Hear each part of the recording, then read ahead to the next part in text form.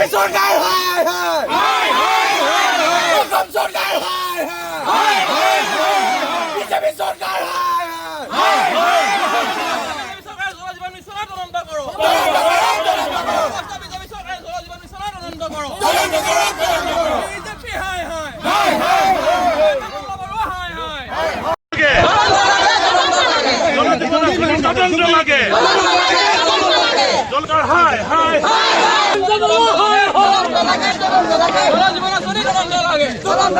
Line লাগে গোয়েন্দা মোল্লা বড় হায় হায়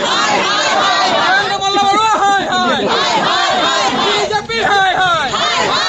জলজীবন mission আসনি তদন্ত লাগে জলজীবন মিশন আসনি তদন্ত লাগে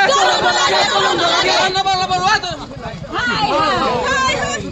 জনজীবন আসনি তদন্ত লাগে জনজীবন আসনি তদন্ত লাগে আঁচনিটো বিফল হৈছে তাৰ ভিতৰত 2 নম্বৰ স্থানত আছে আমাৰ অসম ৰাজ্য যি অসমলৈ আমি ইমান গৌৰৱ অনুভৱ কৰোঁ যি অসমলৈ আমি সকলোৱে সপোন দেখোঁ এই অসমৰ আজি নাম মাত্ৰ কেলেংকাৰী আৰু বিফলতাতে আমি শুনা পাইছোঁ সদনৰ ভিতৰত তাৰ পূৰ্বে নীতি আয়োগ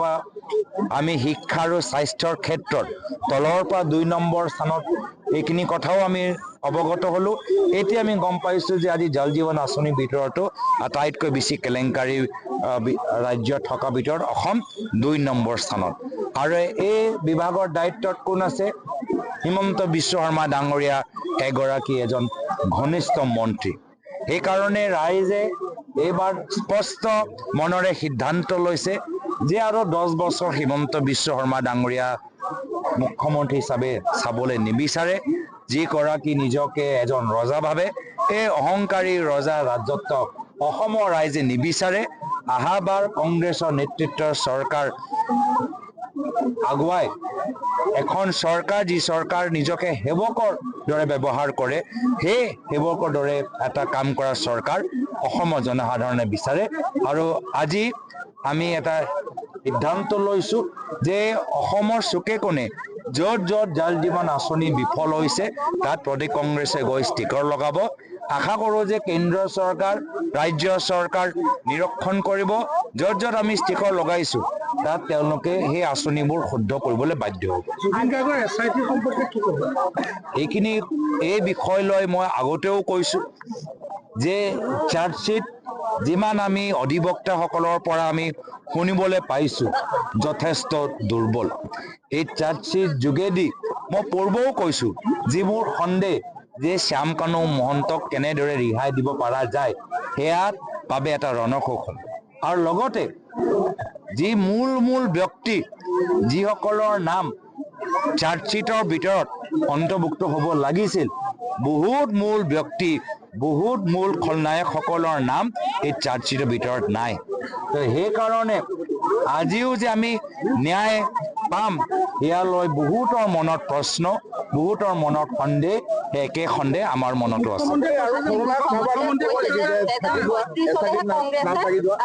বহুত খলনায়ক ভালকে তদন্ত হ'লেহে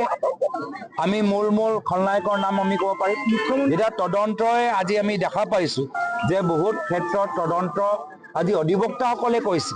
যে যি প্ৰক্ৰিয়া যি নিয়ম পালন কৰিব লাগিছিল নাই কৰা ক'ৰবাত নে ক'ৰবাত মানুহক ৰেহাই দিবলৈহে এনেকুৱা চাৰ্জশ্বিট বনাইছে কিছুমান ব্যক্তিক চাৰ্জশ্বিটৰ পৰা বাহিৰত ৰাখিবলৈ এনেকুৱা তদন্ত কৰিছে বা কিছুমান মানুহক যে কাইলৈ গৈ জাজে আজি তেওঁলোকক ৰেহাই দিয়ে বেলত ওলাই যাবলৈ এটা সুযোগ দিয়ে তাৰ বাবে এতিয়াৰ পৰা তৈয়াৰী যেন কৰিছে বহুতৰ মনত এনেধৰণৰ অভিযোগ মুখ্যমন্ত্ৰী কৈছে যে চাৰ্জশ্বিট দিলোঁ এবাৰ গৌৰৱ গগৈ পাল মুখ্যমন্ত্ৰী আজি ভয় কৰে যে গম পাই গৈছে যে তেওঁ মুখ্যমন্ত্ৰী হিচাপে আৰু ঘূৰি নাহে সেইকাৰণে এইকেইটাই দিন যিমান আৰু ভাবুকি দিব লাগে দি থাকক তেওঁ ভাবুকি আমি কেয়াৰ নকৰোঁ আই ডোণ্ট কেয়াৰ তো ৰাইজেও কৈছে যে আমি একো আমি কেয়াৰ নকৰোঁ আৰু সেই শব্দটো ব্যৱহাৰ কৰে যি শব্দটো জুবিন দাই কয় কিন্তু ক'বলৈ বেয়া কিন্তু সেই কথাবোৰ আজি মুখ্যমন্ত্ৰীৰ ভাবুকি যেতিয়া শুনে কোনোবাই সেইখিনিয়ে কথা কয় এই যে ভাবুকি ৰাজনীতি আপোনালোকক ভাবুকি দিয়ে সাংবাদিকখিনিক ভাবুকি দিয়ে উদ্যোগ কৰা মানুহক ভাবুকি দিয়ে বাগানৰ মালিকসকলক ভাবুকি দিয়ে, বাগানৰ শ্ৰমিকসকলক ভাবুকি দিয়ে, কলেজৰ প্ৰিন্সিপালসকলক ভাবুকি দিয়ে, কলেজৰ ছাত্ৰ ছাত্ৰীসকলক ভাবুকি দিয়ে। এই ভাবুকি আৰু বেছি দিন দিব নোৱাৰিব। 4 মাহ পিছত ক্ষমতা যাব, তেতিয়া ৰাইজৰ মাজত থাকিব লাগিব। সম্পৰ্কে কিবা ক'ব নেকি মিত্ৰতা? মই যি ক'ব লাগে আমি কম, আমি বিভিন্ন লগত আমি আলাপ আলোচনা নিজৰ দলৰ মাজতো আৰু বেলেগ দলৰ নেতৃত্বৰ লগতো কৰি গৈ আছো। আজি মুখ্যমন্ত্ৰীগৰাকীয়ে এটা কথা কৈছে যে 2036 চলেহে কংগ্ৰেছে প্ৰস্তুতি চলাইছে, 26 আৰু 31 চাওক, ৰাইজৰ সন্মুখত স্পষ্ট কথা যে অহংকাৰী ৰজাৰ শাসন আৰু 5 বছৰ মানে যোৱা 5 বছৰ যোগ কৰি 10 বছৰ নিবিচাৰে। তেওঁলোকে অহংকাৰী ৰজাৰ পৰা পৰিত্ৰাণ বিচাৰি আমাক কংগ্ৰেছৰ নেতৃত্বৰ চৰকাৰ যি ৰাইজক সেৱা কৰিব, থলুৱা উদ্যোগত জোৰ দিব, যুৱকসকলৰ আজি উচ্চ শিক্ষাৰ ওপৰত জোৰ দিব আৰু অসমৰ জনসাধাৰণৰ প্ৰশ্ন কৰা যে মূল তেওঁলোকৰ গণতান্ত্ৰিক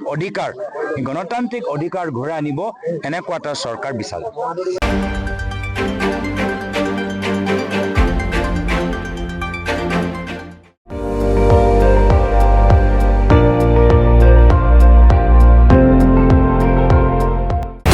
আপুনি চাই আছে ND24,